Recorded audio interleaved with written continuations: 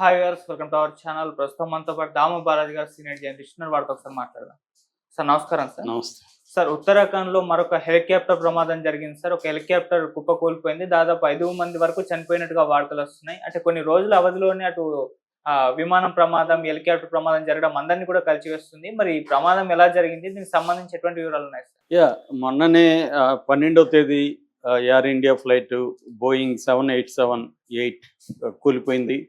So ఇది ప్రపంచవ్యాప్తంగా సంచలనం సృష్టించిన సంఘటన. ఇది మరొక ముందే ఇప్పుడు ఒక హెలికాప్టర్ ప్రమాదానికి గురయ్యి దాదాపు 6 మంది చనిపోయినారనే వార్తలు వస్తున్నాయి.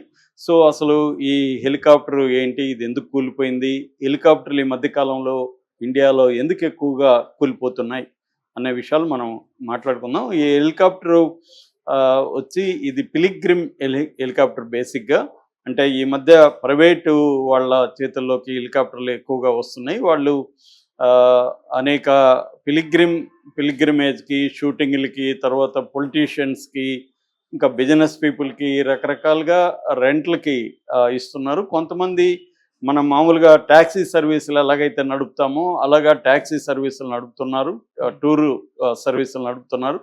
అలాంటి ఒక హెలికాప్టరు చార్ధామ్ యాత్ర, ఇప్పుడు చార్ధామ్ యాత్ర జరుగుతుంది. ఎవ్రీ ఇయర్ సీజన్ ఇది జూన్ నుంచి సెప్టెంబర్ లోపల జరుగుతూ ఉంటుంది. ఈ సీజన్లో యమునోత్రి, గంగోత్రి, కేదార్నాథ్, ఉత్తరాఖండ్ ఈ ఏరియాలో, ఉత్తరకాశీ ఈ ఏరియాల్లో నుంచి చార్ధామ్ యాత్ర జరుగుతుంది.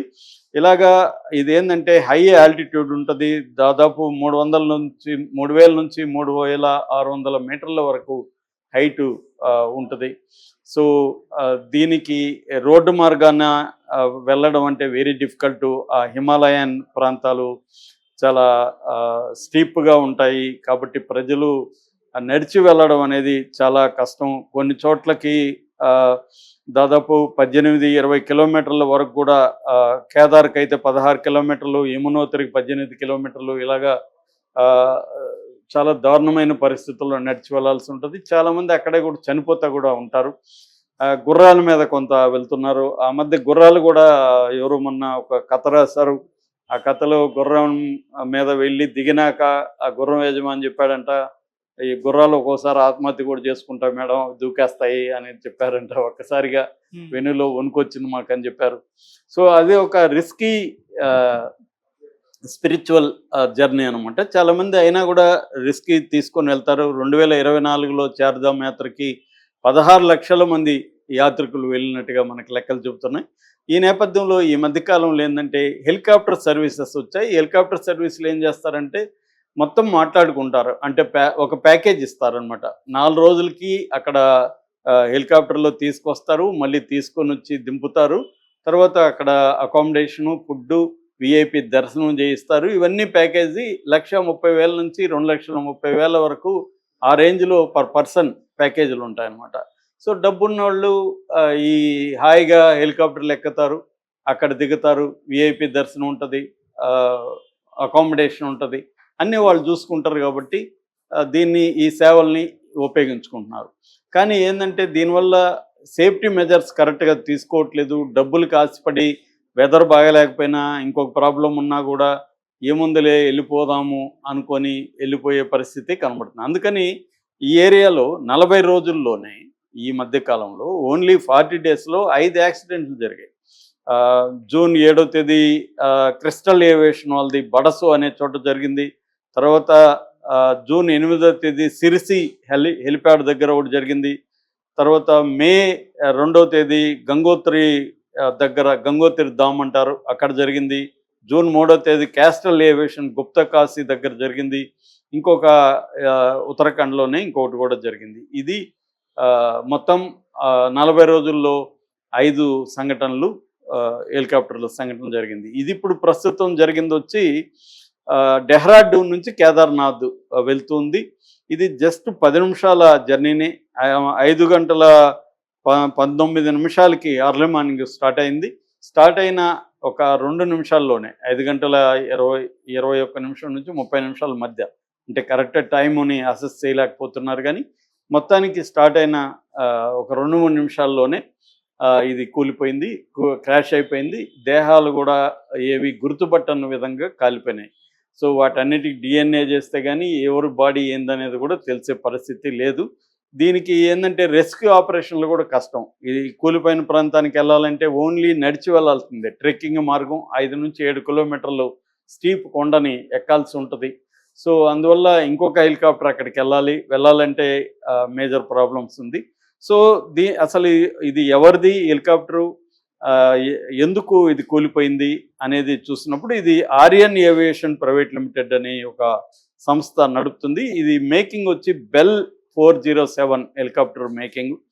సో దీన్ని బెల్ టెక్స్ట్రాన్ అనే ఒక సంస్థ, ఎక్కువగా వీళ్ళే తయారు చేస్తున్నారు హెలికాప్టర్. ఈ సంస్థ తయారు చేసింది. దీంట్లో సింగిల్ ఇంజన్ ఉంటుంది, లైట్ యూటిలిటీ ఉంటుంది, 6 నుంచి 7 మంది అంటే పైలట్ ప్లస్ 6 మంది వరకు కూర్చోవచ్చు.